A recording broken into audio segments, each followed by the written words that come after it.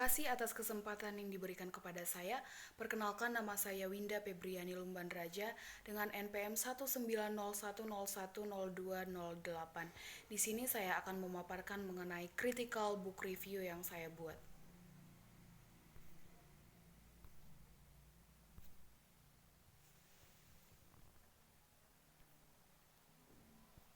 Yang pertama adalah rasionalisasi pentingnya CBR.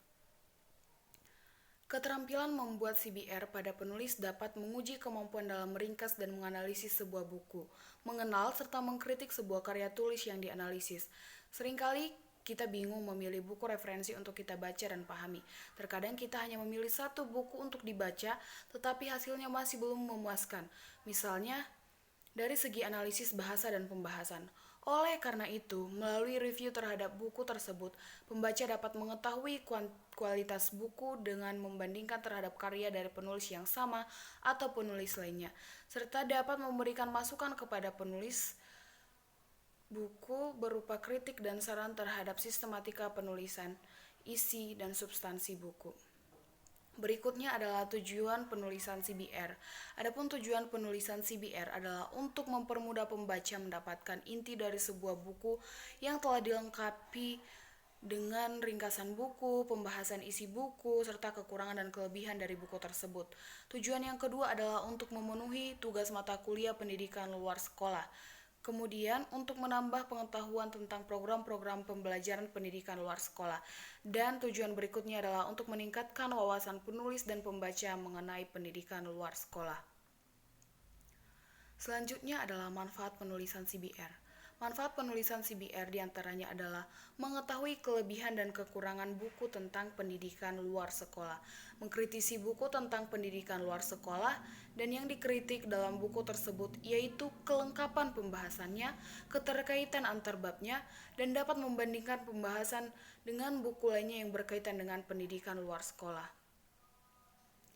Selanjutnya adalah ringkasan isi buku. Adapun identitas buku yang direview dengan judul buku yaitu Pendidikan Luar Sekolah dengan pengarang Dr. C. Irjus Indrawan SPD MPD. Yang kedua pengarangnya adalah Hadion Wijoyo SE SH SSOS SPD MH MM AK CA QWP. Dengan penerbit CV Pena Persada, kota terbitnya di Jawa Tengah dengan tahun terbit pada tahun 2020 cetakan pertama dengan ISBN 978 garis penghubung 623 garis penghubung 93873 garis penghubung 7 garis penghubung 2.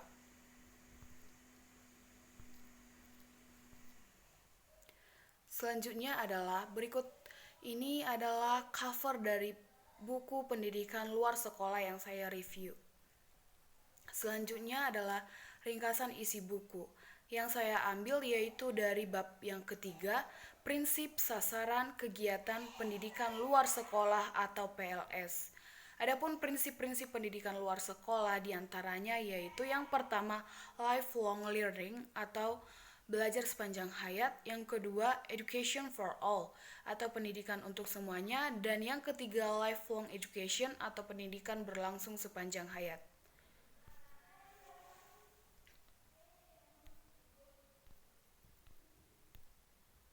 Berikutnya adalah sasaran pendidikan luar sekolah. Yang pertama adalah ditinjau dari segi pelayan, berupa usia prasekolah atau 0-6 tahun. Fungsi lembaga ini yaitu mempersiapkan anak-anak menjelang mereka pergi sekolah atau pendidikan formal sehingga mereka telah terbiasa untuk hidup dalam situasi yang berbeda dengan lingkungan keluarga. Yang berikutnya adalah usia pendidikan dasar yaitu usia 7-12 tahun. Usia ini dilaksanakan dengan penyelenggaraan program kejar paket A dan kepramukaan yang diselenggarakan secara sesama dan terpadu. Yang berikutnya adalah usia pendidikan menengah atau usia 13-18 tahun. Penyelenggaraan pendidikan luar sekolah untuk usia semacam ini diarahkan untuk pengganti pendidikan sebagai pelengkap dan penambah program pendidikan bagi mereka. Yang terakhir dari segi sasaran pelayanan yaitu usia pendidikan tinggi, yakni usia 19-24 tahun. Pendidikan luar sekolah menyiapkan mereka untuk siap bekerja. Berikutnya adalah ditinjau dari segi jenis kelamin. Program ini secara tugas diarahkan pada kaum wanita oleh karena jumlah mereka yang besar dan partisipasinya kurang dalam rangka produktivitas dan efisiensi kerja. Maka pendidikan luar sekolah membantu mereka melalui program-program PKK, program KB, dan lain-lainnya. Berikutnya adalah berdasarkan lingkungan sosial budaya. Sasaran pendidikan luar sekolah dapat berupa yang pertama masyarakat pedesaan, yang kedua masyarakat perkotaan. Berikutnya adalah berdasarkan kekhususan sasaran pelajar. Digolongkan menjadi yang pertama peserta didik yang dapat digolongkan terlantar seperti anak yatim piatu.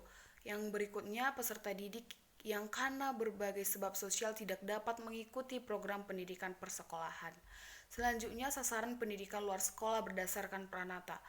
Dalam pendidikan luar sekolah memiliki pranata yang bermacam-macam seperti pendidikan keluarga, pendidikan perluasan wawasan dasar, dan pendidikan keterampilan.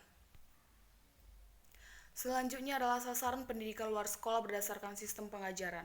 Sistem pengajaran dalam proses penyelenggaraan dan pelaksanaan program pendidikan luar sekolah meliputi yang pertama kelompok, organisasi, dan lembaga. Yang kedua, mekanisme sosial budaya seperti perlombaan dan pertandingan. Berikutnya adalah kesenian tradisional seperti wayang, ludruk, ataupun teknologi modern seperti televisi, radio, film, dan sebagainya. Yang terakhir adalah prasarana dan sarana seperti balai desa, masjid, gereja, sekolah, dan alat-alat perlengkapan kerja.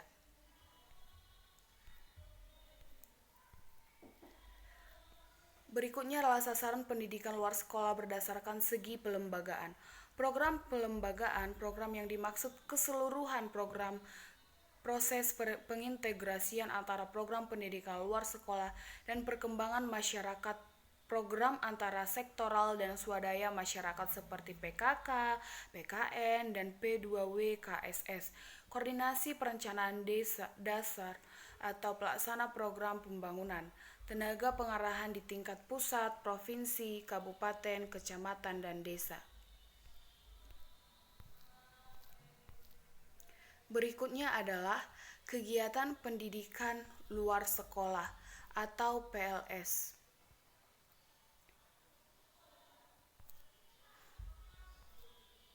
Adapun kegiatan pendidikan luar sekolah atau PLS yang pertama ada berupa lembaga kursus, yang kedua kelompok belajar, yang ketiga lembaga pelatihan, yang keempat pusat kegiatan belajar masyarakat. Berikutnya adalah majelis taklim, yang selanjutnya pendidikan anak usia dini, yang ketujuh pendidikan informal, yang kedelapan posyandu.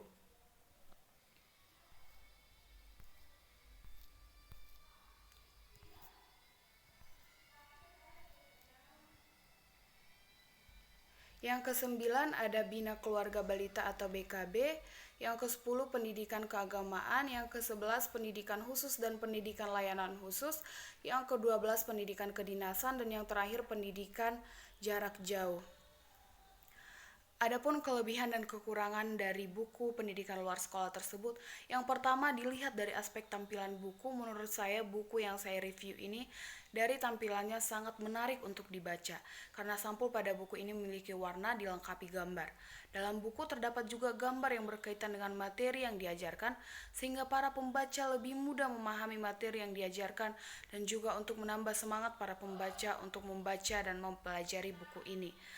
Yang kedua dari aspek layout dan tata letak serta tata tulis termasuk penggunaan font menurut saya baik, sama seperti buku lainnya. Dari segi font sudah baik karena tidak terlalu besar dan tidak terlalu kecil. Dari segi layout, menurut saya jarak dari setiap kata sudah memenuhi aturan yang berlaku. Batas kiri, batas kanan, dan bawah sudah cukup baik dan tidak berantakan. Berikutnya dilihat dari aspek isi buku yang saya review sudah bagus dan lengkap. Di dalam buku tersebut sangat jelas memaparkan apa saja yang dibahas pada setiap babnya. Yang berikutnya adalah dari aspek tata bahasa. Menurut saya adalah bahasa yang digunakan di dalam buku tersebut sudah baik dan baku. Tetapi dalam penulisan buku tersebut terdapat beberapa kesalahan dalam pengetikannya. Selanjutnya adalah kesimpulan dari buku ini adalah membahas tentang pendidikan luar sekolah yang dimulai dari latar belakang PLS hingga pada kebijakan akreditasinya, di mana secara khusus pada bab 3 membahas mengenai prinsip, sasaran, dan kegiatan pendidikan luar sekolah. Dalam prinsip pendidikan luar sekolah meliputi 3, yakni lifelong learning atau belajar sepanjang hayat, education for all atau pendidikan untuk semuanya, dan lifelong education atau pendidikan berlangsung sepanjang hayat. Sedangkan sasaran PLS dapat dilihat dari beberapa aspek, yaitu dari segi pelayan, jenis kelamin, lingkungan sosial budaya, kekhususan sasaran pelajar, pranata, sistem pengajaran, dan dari segi pelembagaan program. Ada beberapa program kegiatan yang dilaksanakan dalam pendidikan luar sekolah, yakni lembaga kursus, lembaga pelatihan, kelompok belajar, pusat kegiatan belajar masyarakat, majelis taklim, pendidikan informal, pendidikan anak usia dini, posyandu, bina keluarga balita atau BKB, pendidikan kedinasan, pendidikan keagamaan, pendidikan jarak jauh, pendidikan khusus, dan pendidikan layanan khusus. Pada dasarnya buku ini memiliki kelebihan dan kekurangan.